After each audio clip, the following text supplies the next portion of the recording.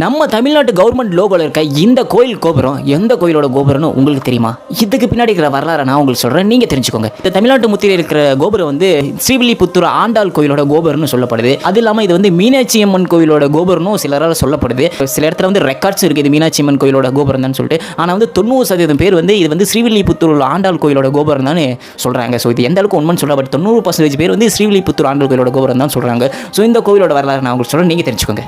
இந்த கோயில் வந்து பெரியாழ்வாரும் ஆண்டாலும் அவதரிச்சிருக்காங்க. இது ரொம்பவே சிறப்பான ஒரு விஷயமா சொல்லப்படுது. இந்த கோபுரத்தோட ஹைட் மட்டும் கிட்டத்தட்ட 196 அடி உயரமும் 11 நிலையும் கொண்டு இருக்கு. அது இல்லாமல் இந்த கோபுரத்தோட உச்சியில் வந்து 11 கலசங்கள் வச்சிருக்காங்க. இந்த கோயில் வந்து 765 கட்ட ஆரம்பிக்கப்பட்டு 815க்குள்ள முடிச்சிருக்கான்னு சொல்லப்படுது. அது யாரால்னா ஸ்ரீ வல்லாதேவ மன்னரால் தான் கட்டப்பட்டிருக்கலாம்னு சொல்லப்படுது. 15ஆம் நூற்றாண்டுக்கு அப்புறமா இந்த கோயில் வந்து ரெனோவேஷன் பண்ணியிருக்காங்க. அதாவது பல மன்னர்கள் ரெனோவேஷன் பண்ணியிருக்காங்க. வானதராயன்னு சொல்லிட்டு ஒரு மன்னர் இந்த கோயிலை புதுப்பிக்கிறாரு. அதுக்கப்புறமா இந்த கோயில் வந்து பாண்டியர்களும் நாயக்கர்களும் வேற லெவலுக்கு கொண்டு போய் இந்த கோயிலை ஒரு பிரம்மாண்டமான ஒரு கோயிலாக புதுப்பிச்சிடுறாங்க.